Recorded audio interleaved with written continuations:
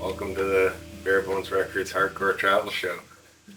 So, last year we planned our Pirates and Punks Music Festival tour for Costa Rica, and we figured while we were doing that tour, it would be advantageous and wise to film a hardcore travel show while we're there, since we're going to be filming as much as possible anyway. We'll stitch together a show. But our tour started months in advance when it came to planning. This was our first international tour, and we didn't even have passports. So we applied for passports a little late, but still within a reasonable amount of time to get them back. But there was such a backlog in Canada that we found ourselves the day before the tour without passports. We're in beautiful Scarborough, Ontario, so we're not exactly in Costa Rica yet, but we've had to line up getting passports. You see, this whole thing we've been planning for probably a year or so, but it's been coming with some snags. We leave tomorrow for Costa Rica, but our passports still aren't in. So we've made arrangements, like pulling teeth, to get passports. So we'll be getting mine here. Dan and I had to get to the Greater Toronto area to get to some of the passport locations where they actually print the passports, so we can go in and get them in person right there. So Dan took a separate path than I did. He ended up going up to Mississauga a day before. He ended up having to stay there. I went up to Scarborough the day before, and we ended up getting our passports there. Natasha came with me, and she needed hers as well. So we got to Scarborough, and it was just a maze to get to the passport location to begin with. We had to go through one of the Scarborough malls because the parking was so hard to follow where you could even get to this place. We had to ask a groundskeeper and then end up trekking through the mall to the other side of it where the passport location happened to be, in which was a lineup that just snaked all throughout the building. So it took near an hour just to even figure out where we were supposed to go to get these passports, all the while knowing we've got plane tickets booked for Costa Rica the next day and don't know if we'll be able to even get boarded. So we ended up making arrangements with the passports, and we had to come back to receive them. So during that time, Tash and I hung out at the mall while Dan was in Mississauga doing God knows what. I've heard a bit, but we ended up finally securing our passports. But while all that was going on, we also had to keep the band running. And what had happened is we had a drummer who backed out of the tour right as we're applying for the passports. So Dan and I ended up flying to Costa Rica armed with nothing more than guitar picks and confidence. So we ended up making things work. But before we get there, we had to even get to the airport. So we ended up getting the passports, returning home, and packing pretty much. So from there, the next day, I hitched a ride with my dad to Toronto at Pearson International Airport. So we made our way there, and Dan was to meet me at the airport, getting there on his own. So we're still in the height of COVID, so I didn't even have a mask for the airport, so I had to borrow one from my father. So we ended up kind of getting there with a very shabby and loose plan. We tried to plan everything perfectly, but of course, real life doesn't go like that. So I ended up getting to the airport before Dan and began the task of trying to figure out where our terminal was and where we were supposed to be and what time we were supposed to be there. A little later on, through my wait, Dan ends up showing up to the airport, and we meet up and exchange stories about getting our passports. Hey, how's it going, brother? Long time no see. Glad you made it. Ready to fly? Indeed, indeed. Do you know where we're going here? Looks like 13. It's a big number we're sitting under, so I'm taking that as a good lucky sign. Okay. But yeah, there was a board on the side. I checked our flight and it said kind of go to aisle 13. Okay. And then I think it was something like 6 or 8, 68 or something. We can go check probably that board right there. Check my downloads here. Yes, I do have a bit of luggage, but again, most of that's jerseys. They took up pretty much a whole bag. Oh yeah. I was trying to squeeze everything into two, and it just wasn't working. What's that? I hope they let you bring it all on. Well, one's a check-on. Yeah. Check-in, free check-in. That's this one. Okay. Carry-on, personal. Oh, I see.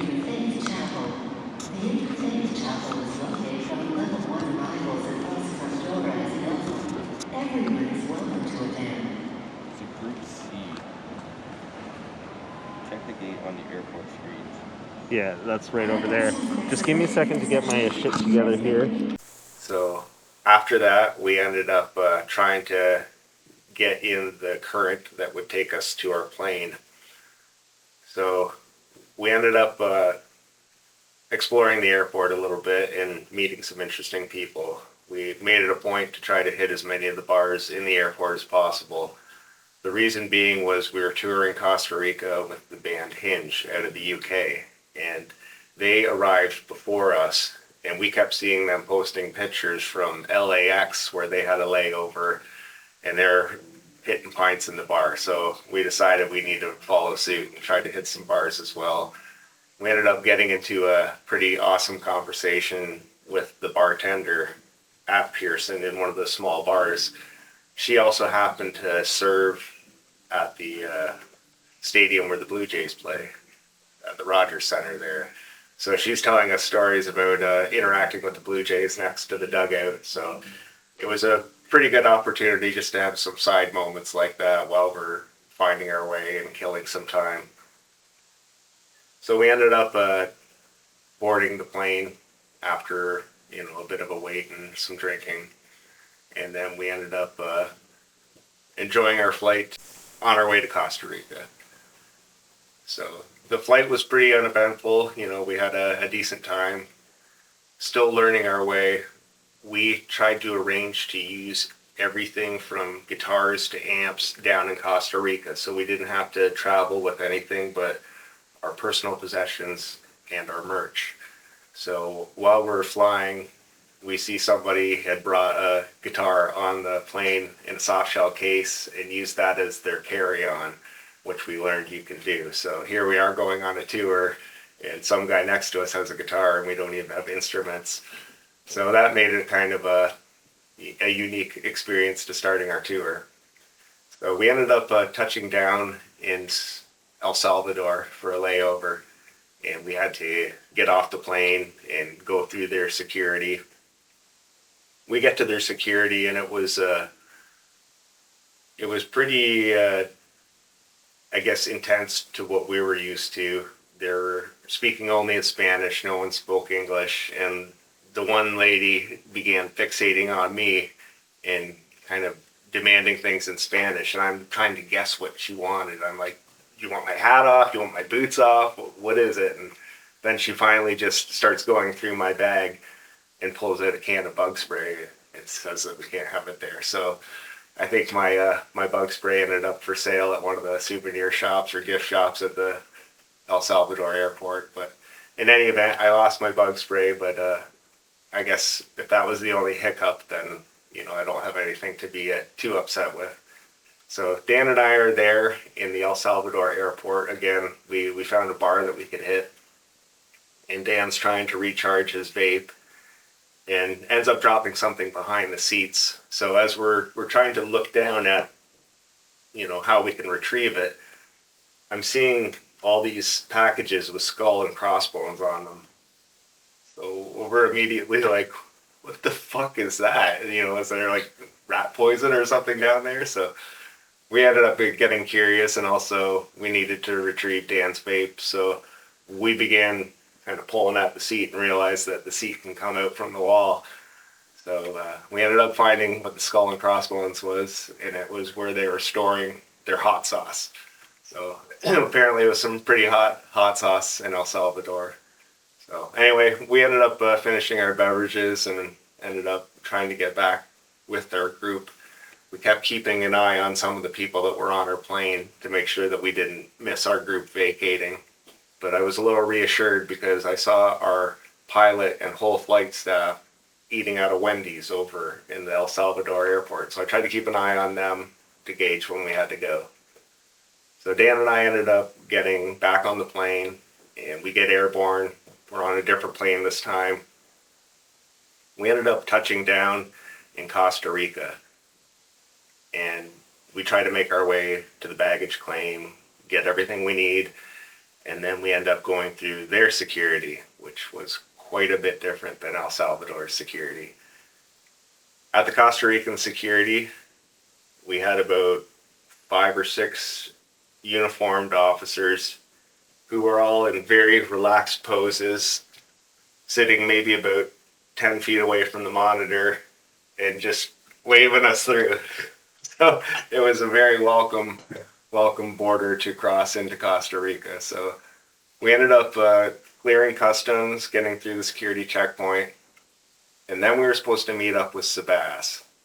Sebas is the drummer for Ultracados, Bajo Custodia, and another couple of bands down in Costa Rica. So he's tied into the music scene, and he was heavily involved with this tour getting organized. So as we vacate the airport, we were just inundated with taxi offers in Spanish mostly, and then they'd switch to English when they realized that that's what we spoke. And we're trying to explain that no, we're trying to meet a friend. And Sebas hadn't arrived yet. We knew that he had picked up Hinge, so we assumed the same would be set up for us, and it would just be a matter of time to wait. So we're killing a bit of time and, getting our wits about us after a long flight. Dan couldn't find his vape, I think it was, so he ends up wanting to pull out a cigarette. And again, amongst the taxi drivers are also the policia, so we got cops around us too. And Dan goes to light up a smoke right in front of a no smoking sign with cops all around. So we had to kind of adjust Dan's awareness for where we were at the time, because we weren't in Canada anymore. So Sebas ends up pulling up, and we ended up loading all our gear, or all of our luggage, all of our merch, into the back of Sebas's vehicle, and met him for the first time. Now, I planned ahead. I smoke a lot of weed, so I wanted that kind of as soon as we got off the plane. So I made arrangements with Sebas before we even got there to have an ounce of marijuana, and I ended up getting 2 different strains from him. He was good on his word. Sebas picked us up, and within 10 minutes I had an ounce in my hand as we're cruising in Sebas's ride as he lights a spliff. So we had the benefit of having a night tour of San Jose, Costa Rica with Sebas. We ended up going to a gas station looking for beer because I'm the pothead and Dan's more the drinker of the two. So we ended up looking for beer for Dan and go to a gas station, which just felt like a bit of a party zone. There was like a lot of people everywhere, and again, everyone's speaking Spanish and we don't speak Spanish, so we weren't sure exactly what's going on, but people are asking us stuff face to face, and Sebastian's like, oh, he's asking if you'll buy him a beer. So we're like, yeah, sure, no problem, we'll grab you a pint. So we go in, and I think we missed the alcohol sale shut off by about 10 minutes. I think it was just that particular store because we ended up buying a lot of alcohol in a lot of different places. But Dan ended up having to go dry for the first little bit. I had to go without a bong, but at least I had some weed. So we ended up getting to our first accommodations, which was a Airbnb that had been booked by Dan, and arrangements had been made for both Hinge and us to arrive and stay there. So, like I had said earlier, Hinge had arrived before we did, flying in from the UK. We came a little bit later into Canada, or from Canada down to Costa Rica. So they checked in during the daylight hours. When we checked in, it was nighttime. And one thing I wasn't quite prepared for coming from Canada was everything gets locked up in San Jose, including the houses. So at night, there's gates down on all the businesses, and a lot of the houses are behind bars that have locking doors. So when we got to our Airbnb, it was almost a unnerving feeling getting out in this dark area and having bars. And one of the band members from Hinge is trying to struggle with the lock because not only is it locked to get into the garage, it's locked to get from the house into the garage. And these locks lock automatically when the doors close. In Canada and in the UK, they had mentioned it would kind of be against our fire code to require a key to leave a garage because, if the garage lit on fire, then you would need to vacate, and you wouldn't want to rely on a key in a lock that's a little sketchy. So it ended up taking probably close to 5 minutes for the band member from Hinge to even get out to the garage to greet us, to come let us in. So on top of meeting all these people for the first time, we're also dealing with some of these situations that we're not quite prepared for. So when we arrived, it was the middle of the night. So Hinge were all asleep. We were lucky we even got one of them awake to come let us in. Sebas was good enough to hang out there until we got in to make sure we weren't locked out for the night in a neighborhood we didn't know. And he kind of did his best to explain some of the areas that we were around. He did a very good job of taking us on a driving tour that took us past a venue we'd be playing at, showed us where the hospital was and where the Justice building was, which will come into play later. So we ended up trying to get a little more familiar with the area, but it was late, so we ended up going in and just kind of trying to crash. The place ended up being a lot sketchier than we were prepared for. So I literally left my clothes on and slept on top of the bed. And I ended up killing the hugest cockroach that was running out of one of Hinge's bedrooms, heading for the other bedroom that Hinge was in. So I'm normally a pacifist and don't kill animals, and I was a little, in the moment, didn't know what to do, but instinct took hold, and I ended up stepping on that cockroach. But there was some evidence there because we already had it in our mind that we were going to discuss with Hinge if this was where we were going to stay, because we were booked in here for a good part of our tour, and we were going to kind of wheel and spoke some of our venues and shows and return to this location.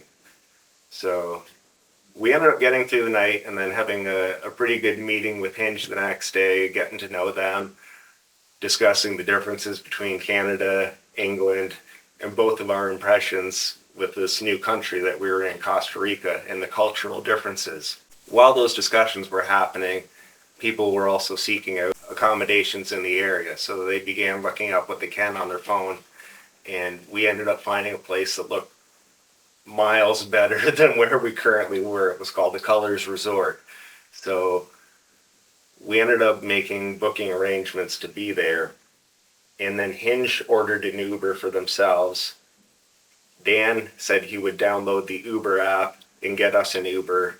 My phone, I was very archaic. I didn't even have data, so I was maybe able to phone home, maybe get on Wi-Fi. That's about it. So we say our goodbyes to Hinge and say we'll see you there at the new place and look forward to some better lodgings. We ended up realizing that Dan's phone had some issues downloading the Uber app. So we were stuck at this other location, and when we had canceled the remaining nights of it, the landlord ended up coming down and confronting us in Spanish, and thankfully the bass player for Hinge spoke Spanish, so he was able to kind of field her questions and kind of diffuse any situations while I kind of hid as far back as I could. So we ended up, I think Hinge ended up booking an Uber for us, and we had to just compensate them and make arrangements for the Uber to pick us up at our locations and take us to the Colors Resort. So that's what we did. Uber ends up showing up, and we said farewell to that Airbnb and look forward to a better place to stay. We ended up pulling up to the Colors Resort, and instantly everything about it was better. It was in a better neighborhood. It was just so much more inviting. Everything about it, we could see a restaurant up the street, a convenience store. The other place we were at was kind of a cul-de-sac that just had other barred houses and no visible amenities. So we were a little out of our element and lost in that other location. Whereas here it felt like you could kind of find your way around if you needed to. So Hinge had arrived well before us because we had that Uber fiasco to deal with, and ended up getting ourselves there, and they were expecting us and said our rooms would be ready shortly. There was a bar, there was a pool. They said just relax and, you know, make yourself at home until the room's ready. So that's what we did. And we ended up seeing Hinge was there already, and they were in the moment having a great time. So I think they were already in the pool at that point. And we ended up getting used to the lay of the land, kind of seeing our way around the place, the little resort that they had. And it looked like a little piece of paradise just right in the middle of San Jose. So we were pretty thrilled with what we were seeing. And then we ended up checking into our room and dropping off our stuff. And then one of the Hinge members asked me if I had caught it yet. And I didn't know what he meant. And he's like, start looking around, you'll start piecing it together. And what he was referring to was we unknowingly checked into a very gay-friendly resort. So as you got looking around, you saw that there was menus for massages. There was signs saying that clothing was optional out by the pool. And then a sign saying that you needed clothes on from here on in. And after they said that, I looked around and realized that, yeah, I don't think I see any females in this place, just guys. So it was a pretty cool vibe though, and everyone was very friendly, and we ended up,